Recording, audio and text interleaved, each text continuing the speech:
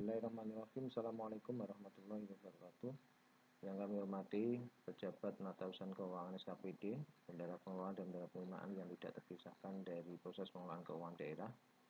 Alhamdulillah pada kesempatan hari ini kita bisa dipertemukan, dan pada kali ini bidang akuntansi BKAD Kota Pati akan menjelaskan terkait refresh ulang perlakuan akuntansi dan penyusunan laporan keuangan berbasis accrual, di mana kita sudah 5 kali mendapatkan opini wajar tanpa pengecualian.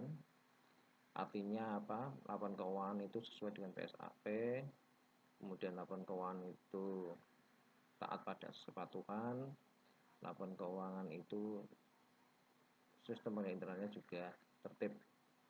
Pada kali ini Bapak Ibu, saya akan menjelaskan terkait proses perlakuan akuntansi dan penyusunan laporan keuangan berbasis accrual, di mana pada kali ini kita masih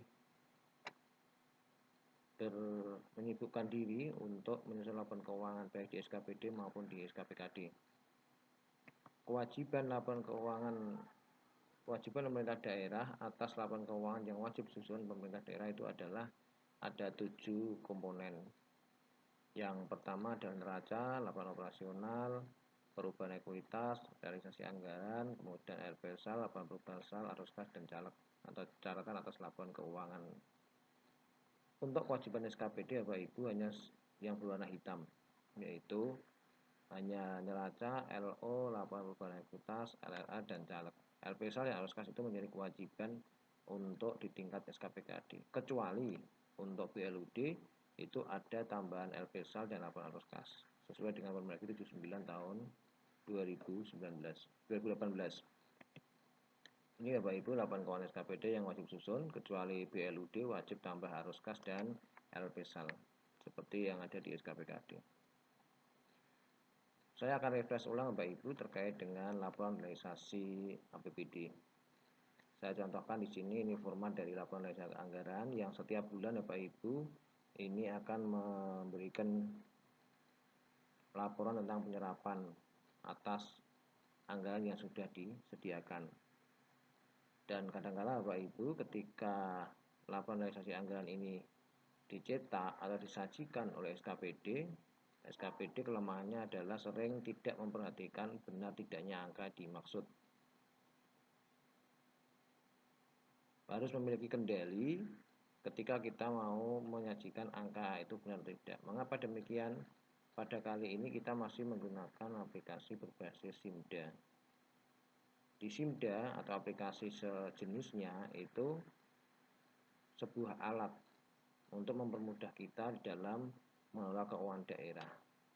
Semua tergantung pada diri kita masing-masing, benar tidaknya apa yang sudah kita inputkan melalui aplikasi tersebut. Maka dari itu, untuk menyusun laporan realisasi anggaran Bapak Ibu, ini hal yang rutin harus kita refresh ulang. Jangan dicetak terlebih dahulu. Pertama adalah bahwa pastikan penatausahaan keuangan itu sudah selesai semua. Kemudian yang kedua, pastikan bahwa posting di dalam menu pembukuan itu sudah dilakukan, sehingga jurnal itu akan masuk dalam buku besar, kemudian buku besar pembantu, dan akan masuk dalam laporan realisasi anggaran termasuk laporan keuangan yang lainnya. Bagaimana cara mengendalikan laporan realisasi APBD sesuai tidaknya output dari apa yang kita inginkan? Maka kendali manualnya seperti ini ya Bapak Ibu. Jadi kalau kita untuk mengendalikan pendapatan, maka semua STS ditambah saldo akhir kas di bendera penerimaan, kemudian ditambah saldo awal, dikurangi saldo awal kas di bendera penerimaan. Semua STS Bapak Ibu yang sudah setor, karena kita LRA itu adalah cash basic, sehingga yang uang yang masuk di dalam kas dan setorkan oleh kas dalam kas daerah itu akan menjadi realisasi APBD.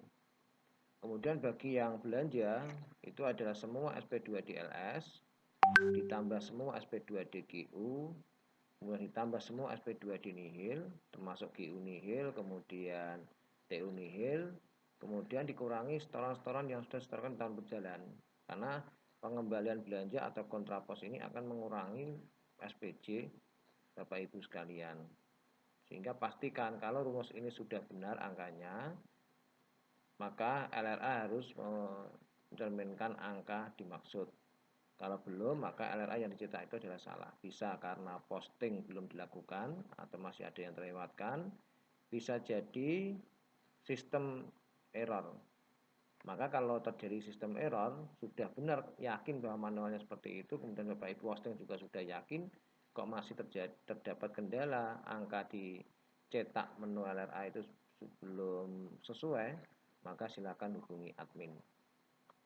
Bapak Ibu, yang kedua adalah laporan operasional. Laporan operasional ini adalah laporan yang kedua yang harus disusun oleh SKPD.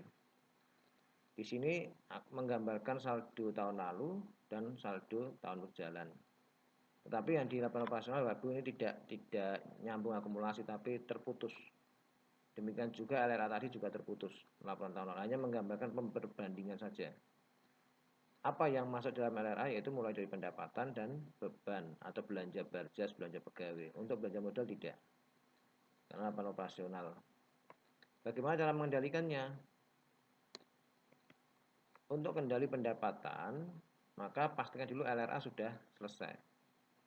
LRA sudah yakin kebenaran angkanya, kemudian baru Bapak Ibu tambahkan saldo akhir piutang tahun lalu, kemudian dikurangi saldo awal piutang tahun lalu, dan pendapatan hibah barang. Maaf, saldo akhir piutang tahun berjalan, dikurangi saldo awal piutang, tambah pendapatan hibah.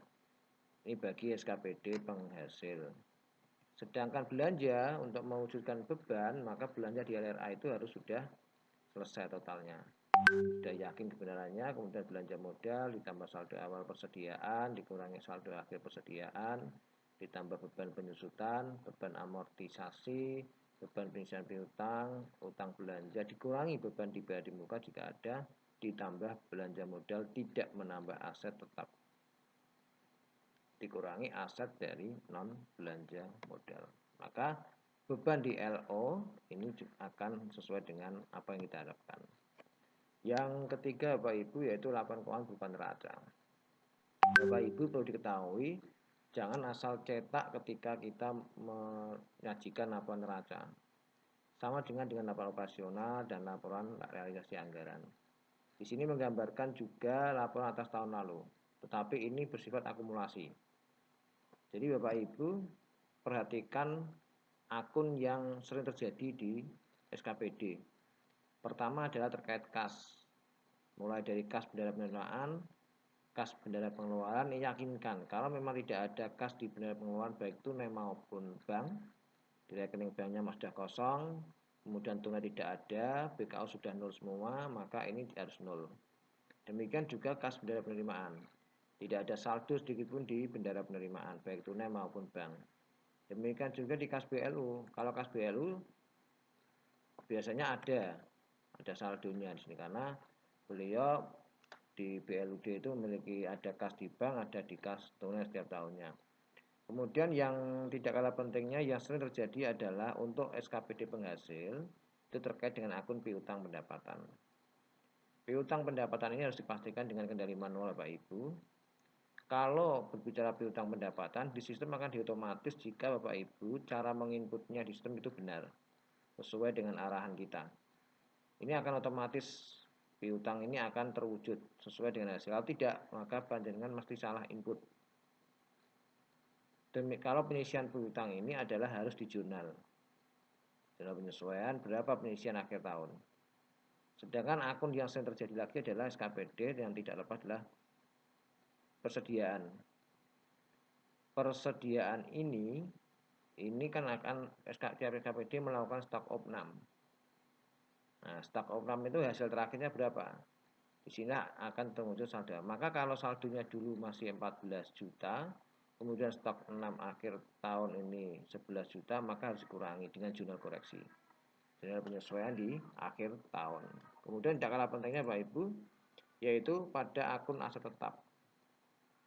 Aset tetap Bapak Ibu, kalau hanya di tahun berjalan hanya penambahan belanja modal, tidak ada koreksi, tidak ada penyesuaian dan lain sebagainya, tidak ada hibah, maka angka tahun lalu ini ditambah dengan belanja modal akan terjadi nilai aset tetap tahun saldo akhir tetap tahun berjalan.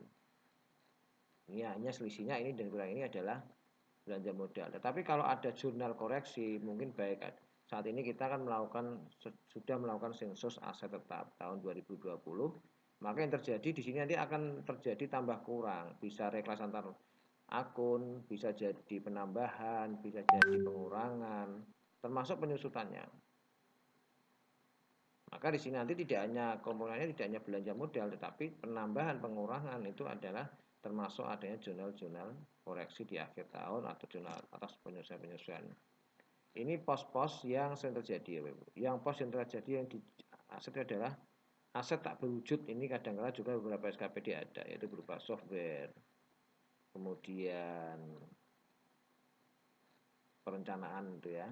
Kemudian yang kemitraan pihak ketiga, ini biasanya juga ada beberapa SKPD ada.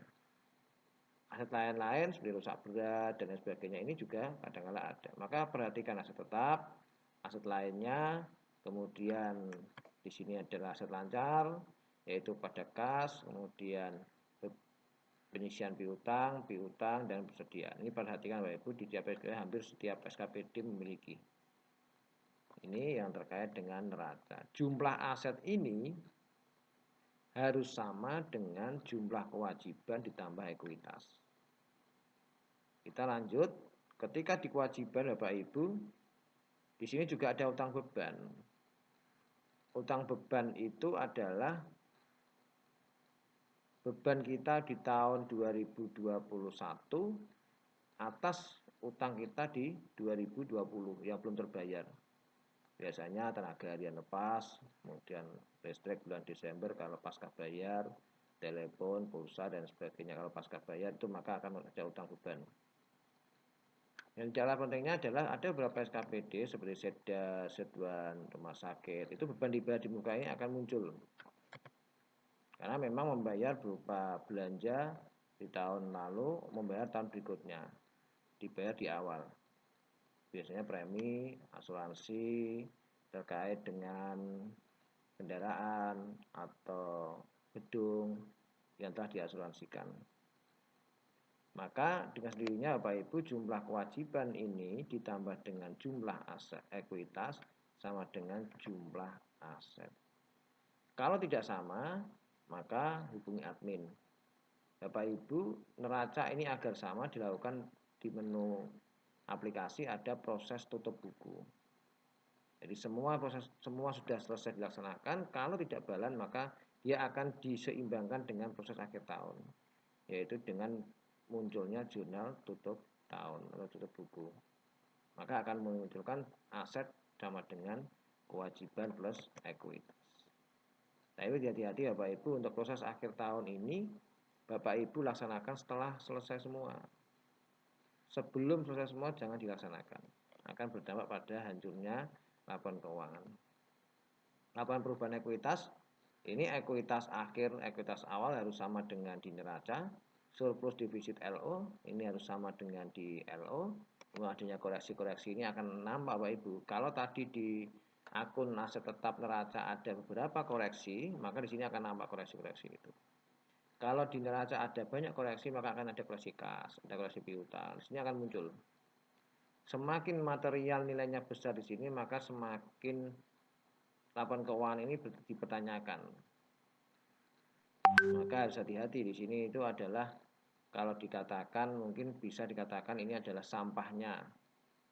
Selama sampah itu dibuktikan dengan bukti dukung yang kuat, insya Allah aman. Tapi kalau hanya sekedar jurnal untuk angkanya biar cocok ya di sini akan berbahaya. Saya tidak akan masuk di teknis Bapak Ibu. Di RRA saya kira sudah cukup banyak panjenengan memahami. Ini juga kelihatan LO rumusnya bagaimana. Yang penting kalau di piutang tadi saya menyampaikan di neraca itu ada piutang yang otomatis di sistem. Bapak Ibu, bahwa di aplikasi Simda itu semua transaksi mulai dari pendapatan, bahkan mulai dari penganggaran, mulai dari pendapatan, kemudian mulai dari belanja, pembiayaan, setiap transaksi itu akan dijurnal otomatis oleh sistem. Jadi panjenengan tidak usah bingung. Karena memang sistem ini dibuat untuk mempermudah kita. Yang tidak berbasis akuntansi pun tidak disulitkan dengan bagaimana cara menjurnal transaksi tersebut. Jadi sedikit nyaman. Nah, untuk piutang di neraca tadi ya Bapak Ibu, syaratnya ini. Ketetapan pendapatan itu ada SKP dan SKR. Ini kalau memuncul SKPD pendapatan yang memiliki surat ketetapan, maka harus diinputkan dokumen itu ke dalam sini. Jika dokumen itu diinputkan, maka secara langsung yang namanya ketetapan itu akan diakui sebagai piutang, meskipun uangnya belum masuk. Muncul baru terbit surat itu. Kemudian ketika uangnya masuk, maka ketika diinput di bukti penerima dan STS dengan penetapan, maka dengan sendirinya maka piutang itu akan berkurang. Jurnalnya sudah otomatis melalui menu posting. Nanti kita tunjukkan di aplikasi Simdanya. Ini kalau tanpa penetapan maka ketetapan yang di atas ini tidak diisi karena dia pendapatan tidak memiliki surat ketetapan pajak maupun retribusi. Ini contoh jurnalnya Bapak Ibu. Jurnal yang di dalam aplikasi setiap transaksi itu jika kita cetak maka mungkin bisa jadi satu gudang tidak cukup. Satu ruangan tidak cukup untuk menampung kertas-kertas atas cetak jurnal. Karena setiap transaksi itu bisa 1, 2, 3 jurnal dalam satu lembar. Maka selama ini kita tidak melakukan cetak jurnal. Sudah di backup dengan database system. Di situ kalau kita ingin melihat jurnalnya nanti akan kita lihatkan. Kalau ini di jurnal satu persatu manual, maka yang terjadi mungkin kita tidak akan bisa pulang dengan cepat. Mungkin ya setiap hari hampir tidur di kantor karena jurnal ini setiap transaksi ya Pak Ibu. Belum lagi nanti posting dalam buku besar, belum lagi ke buku besar pembantu sampai munculnya laporan keuangan. Ini jurnal-jurnalnya Bapak Ibu, termasuk jurnal beban, ini jurnal bebannya, kemudian tagihan-tagihan. Yang kadang-kadang di belanja modal itu yang sering terjadi ini di pos belanja. Kalau itu modal tidak dengan termin maka harus pilih modal non termin. Kalau modal dengan termin maka termin. Kalau termin maka di akhir nanti ketika pengajuan terakhir termin terakhir harus dipilih termin terakhir. Kalau ini salah dalam memilih, yang terjadi adalah di dalam neraca akan muncul konstruksi dalam pengerjaan. Seakan-akan asetnya itu belum diakui karena memang belum selesai pekerjaannya. Padahal secara real pekerjaan itu sudah selesai. Transaksi sudah selesai semua. Nah, hati-hati ya Pak Ibu, biasanya admin itu bersih-bersih ini. Kami bersih-bersih di sini biasanya ketika tiba-tiba di SKPD ada KDP. Nah, karena ternyata Bapak Ibu salah memilih ini. Kemudian ini tidak saya jelaskan, ini pengakuan dari aset tetap dikasihkan transaksi belanja modal. Oke, ini yang tadi saya jelaskan di muka wajib diisi. Pengisian kontraknya, ini hitung-hitungannya. Ada beberapa SKPD yang hitung-hitungan ada yang salah, utamanya di uang muka. Maka harus hati-hati cara penghitungan ini menjadi tolak ukur kita. Nah, sekarang kita masuk Bapak Ibu, ketika bagaimana pastikan langkah-langkah laporan keuangan. Di samping yang setelah dijelaskan di muka agar tersusun LRA, LO, neraca, dan sebagainya. Yang pertama saldo awal itu harus sudah dipastikan cocok dengan saldo akhir tahun lalu. Sudah diinput dalam aplikasi. Mengapa harus diinput? Karena memang aplikasi kita itu terputus antar tahun. Berbeda dengan Simda BMD. Kalau Simda BMD itu loginnya berkelanjutan. Maka kalau BMD salah login tahun lalu maka terjadi saldo awal akan hancur. Sedangkan di Simda itu diamankan dengan perbedaan database. Simda keuangan beda databasenya sehingga harus input saldo awal. Hasil audit pemeriksa tahun yang lalu. Maka pastikan kolom ini akan muncul di kolom perbandingan tadi ya Bapak Ibu. Laporan tahun lalu di LRA di kolom tahun sebelumnya, kemudian di sebelahnya LO juga sebelahnya, neraca juga sebelahnya, LPE juga sebelahnya. Itu akan muncul di kolom sebelahnya. Seperti yang kami sajikan di muka tadi, seperti ini.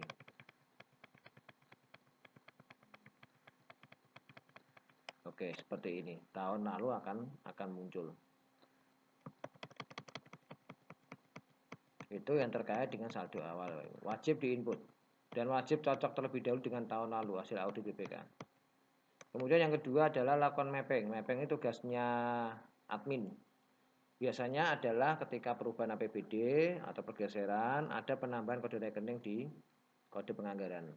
Kalau ada penambahan kode rekening, maka tugas admin adalah mapping rekening accrual. Tidak di mapping, maka antara rekening LRA CTA dengan LRA accrual tidak akan sama. Karena di SIMDA ini difasilitasi dengan menu mapping. Parameter mapping ini untuk memudahkan kita bisa menyusun laporan keuangan berbasis cash, bisa menyusun laporan keuangan berbasis cash toward accrual, dan sekaligus secara otomatis berbasis accrual. Dan jurnalnya semuanya akan nampak. Jurnal dari CTA menuju accrual itu pun juga akan ditampilkan. Enggak Pak Ibu ketika ingin memulai jurnal, buka aja menu posting, pasti akan muncul jurnalnya transaksi. Yang selanjutnya Pak Ibu, jurnal awal tahun atas saldo awal tadi. Biasanya persediaan utang beban yang sudah dibayar di tahun berikutnya, maka itu menjadi harus di jurnal. Kemudian posting seluruh transaksi. Baru Bapak Ibu bisa mewujudkan laporan keuangan seperti LRA. Nah, kemudian sebelum diakhiri Bapak Ibu, jurnal-jurnal koreksi, penyesuaian aset di akhir ini harus dilakukan. Seperti adanya sensus aset tetap, ini biasanya ada ditemukan barang yang tidak ada, kemudian ditambahkan atas tahun lalu, kemudian koreksi, reklasifikasi dari belanja barang ke modal, biasanya ada kesalahan penganggaran, harusnya di belanja modal dianggarkan di belanja barjas, masih ada itu, masih ada 1-2 di SKPD. Biasanya harusnya belanja barjas dianggarkan di belanja modal, sebaliknya, maka itu harus dilakukan jurnal reklasifikasi, koreksi. Kemudian jurnal penyesuaian dan jurnal-jurnal yang lainnya. Baru terakhir Bapak Ibu dilakukan proses stop buku. Proses stop buku ini akan menampilkan jurnal akhir tahun. Setelah semua jurnal dibuat, kemudian posting sudah selesai, tutup buku ini wajib dilakukan. Sehingga akan balan antara neraca aset, jumlah aset dengan jumlah kewajiban plus ekuitas. LPE-nya juga akan jalan dan termasuk semuanya. Ini Bapak Ibu langkah-langkah melakukan laporan keuangan ini tidak saya jerangkan jurnal-jurnalnya ini Bapak Ibu. Kita akan masuk nanti di dalam menu aplikasi SIMDA Bapak Ibu secara praktek realnya bagaimana. Nah, ini Bapak Ibu sebelum saya buka aplikasi SIMDA, hubungan antara LRA dan LPSAL itu tugas SKPKD. Menghubungkan nilai yang ada di silpa LRA harus sama dengan silpa yang ada di laporan perubahan SAL. Bapak Ibu tugasnya ini, menghubungkan neraca, LPE dan LO. Jika semua sudah langkah-langkah tadi disusun di proses akhir tahun, kemudian diposting ulang, maka yang terjadi adalah antara laporan LO, laporan operasional surplus defisit ini harus masuk sama dengan surplus defisit yang ada di ekuitas. Harus sama dengan di ekuitas. Sedangkan ekuitas akhir pada LPE ini harus sama dengan ekuitas yang ada di neraca. Kalau ini masih terjadi perbedaan maka belum selesai Bapak Ibu. Masih ada proses yang belum dilakukan. Masih ada posting yang belum dilakukan. Bisa jadi jurnal akhir tahun belum dilakukan dengan melalui menu proses akhir tahun. Atau bisa jadi ada jurnal yang salah, harusnya debit kreditnya A tapi dipilih akun B. Maka akan muncul perbedaan antara ini dengan ini. Ini memudahkan Bapak Ibu untuk mengontrol hasil akhir dari laporan keuangan Bapak Ibu. Baru nanti dijelaskan di catatan atas laporan keuangan per akun. Ada penambahan, ada pengurangan, maka harus disesuaikan di catatan atas laporan keuangan. Sehingga apa fungsi catatan atas laporan keuangan itu? Yaitu untuk mempermudah siapa saja publik ketika membuka laporan keuangan itu, maka dengan jelas tidak perlu bertanya ke sana kemari, mampu memahami maksud dari per akun dari laporan operasional, laporan perubahan ekuitas, neraca, LPSAL, dan arus kas. Jika masih ada yang butuh penjelasan, maka catatan atas laporan keuangannya belum lengkap, harus dilengkapi.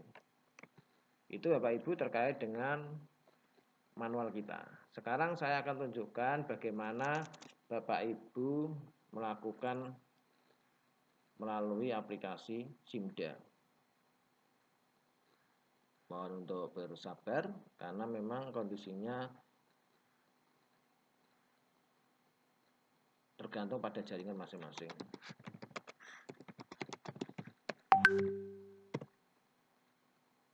Oke Bapak Ibu, terkait dengan mapping, ini Bapak Ibu,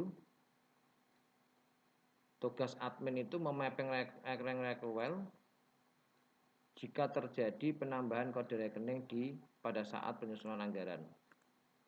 Ini yang dimaksud saat ini pusat menyusun SIPD agar apa? Karena setiap ditarik ke pusat, penambahan kode rekening tiap daerah itu berbeda-beda, baik kode rekeningnya maupun ureannya, maupun penempatannya juga. Sehingga ketika ditarik pusat urusan pendidikan, maka urusan pendidikan itu ada di urusan yang lain. Maka saat ini disusun dengan terpusat itu, sehingga tidak boleh menambah kode rekening seenaknya sendiri. Nah saat ini sudah kita mapping Bapak Ibu. Ini rekening nomor 13-nya sehingga kita bisa minta cash basic. Ini akan muncul rekening otomatis akan ketika terjadi transaksi Permen 13, maka akan bisa menyajikan apa akun accrual-nya. Secara otomatis jurnalnya. Mapping 1 ini LO, mapping 2 ini terkait dengan neraca. Nah, ini sudah otomatis, jadi sistem sudah berusaha sebaik mungkin. Kemudian Bapak Ibu, saya akan tunjukkan. Pastikan Bapak Ibu tadi adalah di menu ini sudah penjurnalan akhir tahun itu atau penyesuaian itu di sini, jurnal accrual, bukan di jurnal biasa atau CTA. Ini jurnal ketika dulu belum berbasis accrual, sekarang kita berbasis accrual maka dilakukan jurnal accrual semuanya. Kemudian outputnya nanti ada di laporan pembukuan accrual. Tidak lagi pembukuan. Angkanya ini harus sama. Kalau sudah sama maka mappingnya itu benar, mapping ini akan benar. Pastikan Bapak Ibu menu posting. Ini harus diposting semua dua-duanya. Kalau tanpa posting panjenengan tidak akan bisa menyajikan angka yang benar. Ini dilakukan di akhir tahun ketika jurnal-jurnal koreksi accrual ini sudah selesai dilakukan. Utang beban, persediaan, beban dibayar di muka, piutang dan lain sebagainya, aset tetap, aset lainnya. Maka tinggal proses akhir tahun kemudian posting ulang. Maka akan bisa menyajikan buku besar sampai laporan keuangan. Pastikan juga bendahara di penatausahaan ini sudah nggak ada masalah. Kemudian laporan SKPD-nya, Bapak Ibu cari yang pembukuan accrual. Ini laporan keuangan kita. Mulai dari neraca, LRA, operasional, perubahan ekuitas. Untuk yang LRA pastikan dulu angka yang pertama harus benar. Ya. Saya kira LRA tanggal 1 Januari itu sudah benar, sudah bisa disajikan ketika nihil sudah diterbitkan semua, baik GU nihil maupun TU nihil. STS sudah diinput semua, maka LRA ini sudah bisa dilaksanakan. Pakai LRA yang SAP. Kita sesuai dengan PP 71 tahun 2020. Tapi kalau kita pakai rincian maka akan terlihat ini rinciannya sampai rincian objek. Ketika ingin melihat sampai rincian objek laporan realisasi anggaran kita. Kemudian yang kedua Bapak Ibu, buku besar pembantu ini sebagai alat bukti untuk mengontrol atau cek sudahkah benarkah per akun. Ada akun aset, kewajiban, dan lain sebagainya. Ini bisa dicek yang saya jelaskan di muka tadi. Sehingga laporan ini harus benar sesuai dengan buku besar tadi. Nah, ini ya Bapak Ibu yang outputnya seperti yang kami utarakan di muka. Ini terkait dengan laporan keuangan. Nah, untuk menuju ini Bapak Ibu, maka jurnal-jurnal yang dilakukan di sini harus dilakukan penyesuaian-penyesuaian. Nah, sekarang Bapak Ibu kemarin sudah kita lakukan, Bapak Ibu sudah melihat, memahami pedoman jurnal kita. Tugas SKPD saat ini adalah untuk melakukan jurnal saldo awal tahun 2020 sudah dilakukan selesai. Jurnal balik ini sudah selesai. Sedangkan tugas Bapak Ibu adalah mencatat pengakuan persediaan akhir dari hasil stok opnam. Ini yang terpenting. Termasuk ketika ada hibah barang habis pakai. Jadi kalau Bapak Ibu mendapatkan hibah barang habis pakai dari pemerintah pusat, dari pemerintah provinsi, dari luar, maka perlunya mencatat 2 jurnal. Pertama adalah jurnal hasil stok opnam dari pembelanjaan selama tahun anggaran 2020, dengan jurnalnya adalah nomornya ini, pedoman penomoran jurnalnya Bapak Ibu sudah kita desain sebaik mungkin. Nomornya 001 dan seterusnya, tanggalnya 31 Desember, namanya persediaan akhir, kemudian persediaan akhir pada beban, akunnya sudah jelas. Bapak Ibu tinggal menyesuaikan dan jenis jurnalnya pilih penyesuaian. Kemudian kalau hibah barang dari pusat, dari APBN atau dari APBD provinsi atau dari masyarakat, maka harus ini buat nomor lagi, kemudian jurnalnya adalah pendapatan hibah barang habis pakai, maka jurnalnya ini untuk mengakui hibah. Pendapatan hibah ini harus diakui kalau wujudnya barang. Kemudian jurnal yang kedua Bapak Ibu yang umum dilakukan oleh SKPD adalah untuk jurnal utang beban. Jurnal utang beban ini adalah untuk awal tahun, semua utang beban tahun yang lalu yang dibayar tahun berikutnya harus kita jurnal dulu.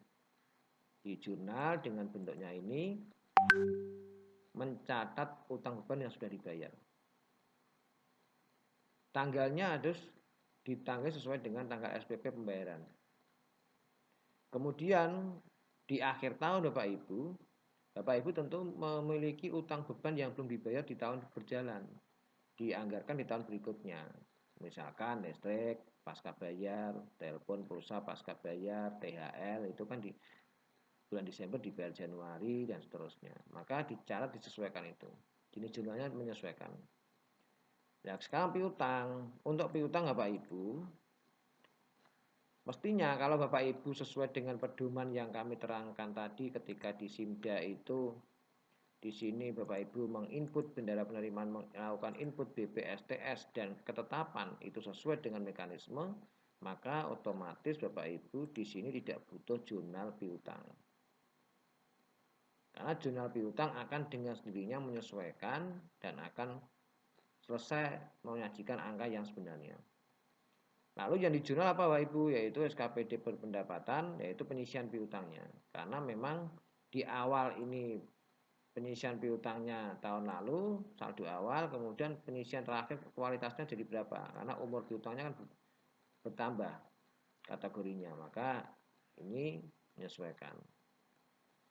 Kemudian tidak kalah pentingnya ada beberapa SKPD seperti Setdas, itu ada beban dibayar di muka yang terkait dengan mungkin asuransi kendaraan, asuransi gedung, maka perlu ada jurnal ini, penyesuaian ini. Ini ada hitung-hitungannya, sudah dihitungkan jatuh temponya kapan, maka Bapak Ibu bisa menghitung atas pembayaran asuransi atau sewa. Kalau misalnya ini ada 3-4 SKPD ini untuk perlakuan tahun anggaran 2020. Bisa jadi ada lagi yang untuk SKPD berpendapatan itu pendapatan terima di muka.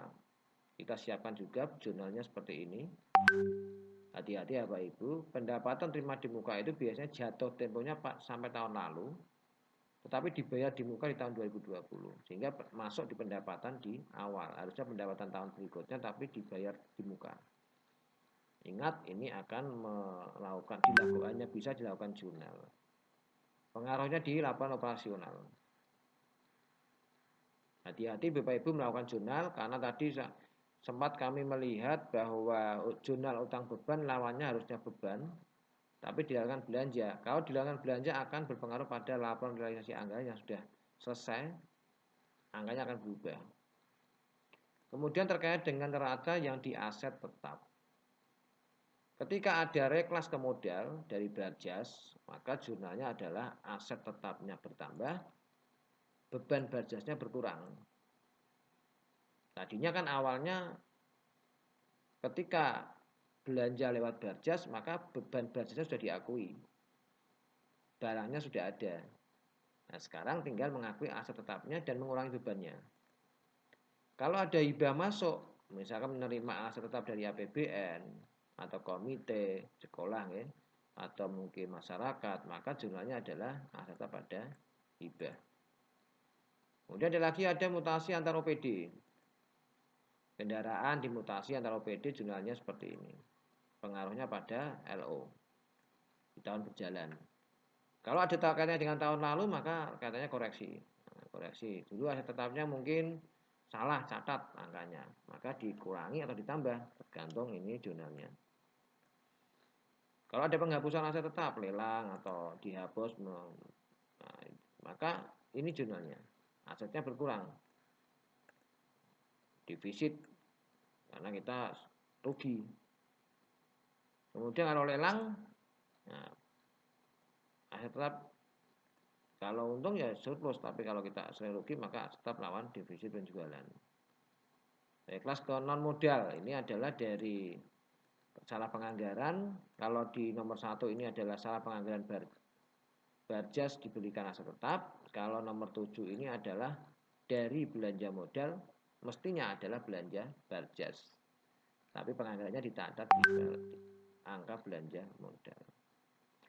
Jurnal yang berikutnya Bapak Ibu yang sering terjadi adalah hibah keluar, mencatat aset tetap yang dihibahkan ke Pemda lain. Nah, ini jarang terjadi, tapi ada itu beberapa atau 2 SKPD yang melakukan itu. Mutasi keluar OPD kebalikannya dengan mutasi yang masuk OPD. Kemudian pengembalian belanja modal. Kalau pengembalian belanja modal ini adalah koreksi, ya. Mencatat aset tetap karena adanya pengembalian setoran STS itu. Misalkan Bapak Ibu belanja modalnya 100 juta. Kemudian di tahun berjalan mestinya ada STS pengurangan. Kalau STS-nya belum diinput, maka terjadi koreksi di tahun berikutnya. Dulu berarti aset tetapnya belum dikurangi dengan pengembalian belanja itu. Tapi kalau sudah diinput, maka tidak perlu ada koreksi pengembalian belanja modal. Kemudian tidak kalah pentingnya adalah jurnal extra commutable, yaitu adalah mencatat aset tetap yang direklas ke extra commutable, nilai-nilai yang di bawah 300.000 sesuai dengan kebijakan akuntansi. Nah, sekarang yang ditata ada pos aset lain-lain, mulai dari reklas, dari aset tetap yang harusnya aset lain-lain di reklas, kemudian penyusutannya juga berpengaruh. Kemudian mencatat jurnal beban penyusutan. Kemudian koreksi kalau ada akum penyusutan yang perlu dikoreksi. Biasanya hasil sensus itu penuh dengan di sini ya Pak Ibu. Koreksi-koreksi di sini yang akan munculkan di laporan perubahan ekuitas tadi akan muncul banyak koreksi.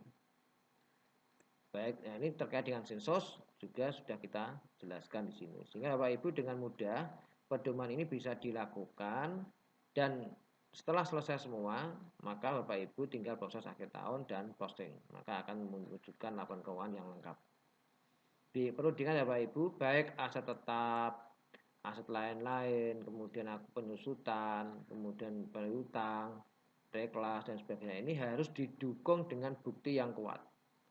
Mulai dari berita acara, hasil rekonsiliasi, ini menjadi bukti dasar pencatatan Bapak Ibu di dalam PPK melakukan jurnal accrual di aplikasi.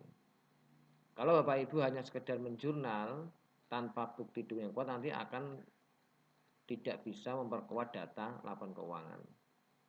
Maka harus hati-hati ya Bapak Ibu, karena suatu ketika pemeriksa akan menanyakan ada jurnal ini tolong dicetak. Kemudian disesuaikan dengan bukti dukung, ada nggak bukti dukungnya, berita acaranya, rekonsiliasinya dan sebagainya. Maka perlu hati-hati ya Bapak Ibu di dalam melakukan penjurnalan ini. Itu Bapak Ibu yang bisa kami jelaskan, dan Bapak Ibu selamat bisa menyusun laporan keuangan ini. Tinggal beberapa hari atau beberapa minggu Bapak Ibu bisa menyelesaikan ini. Biasanya yang paling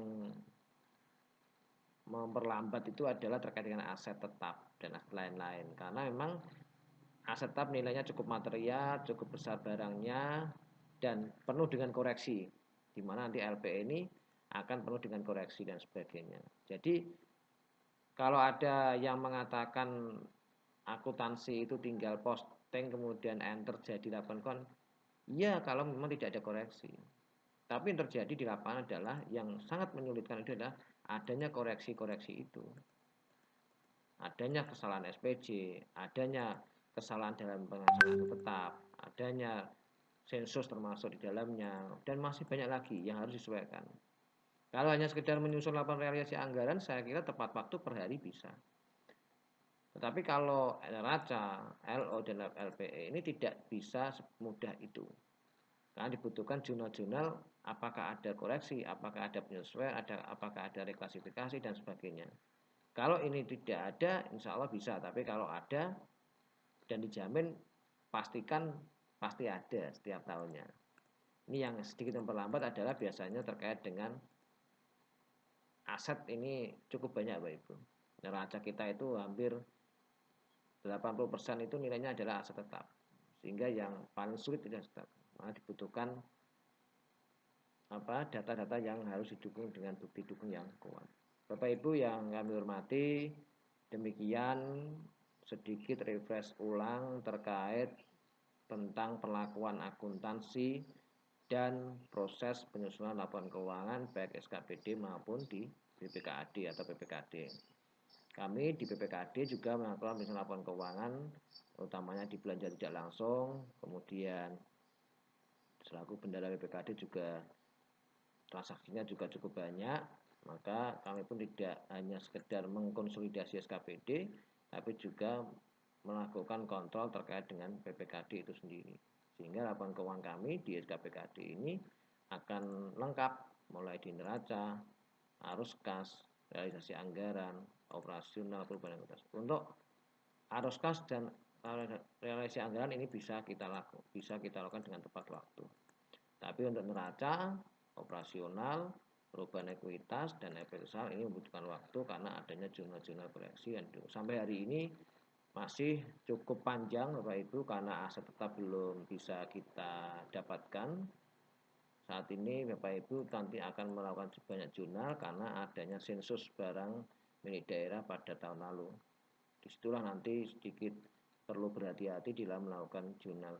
Semoga kita dimudahkan dan semoga bermanfaat. Refresh ulang tentang perlakuan akuntansi dan proses penyusunan laporan keuangan yang sudah rutin setiap tahun kita lakukan. Berharap kita pada tahun ini mendapatkan wajah tanpa pengecualian yang ke-6 kalinya dan semoga tidak terlalu banyak lembur.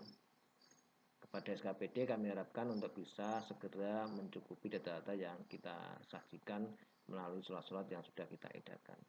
Semoga tepat waktu Bapak Ibu, karena pada akhir bulan Februari kita mencoba untuk laporan keuangan sudah direview inspektorat dan nanti ada pembenahan di hasil review di awal bulan Maret dan akhir bulan Maret maksimal harus sudah sampai disajikan kepada pemerintah BPK perwakilan Jawa Tengah untuk dilakukan audit rinci pada bulan April Mei. Demikian Bapak Ibu yang bisa kami sampaikan, mudah-mudahan ada manfaatnya. Salam sehat selalu. Assalamualaikum warahmatullahi wabarakatuh.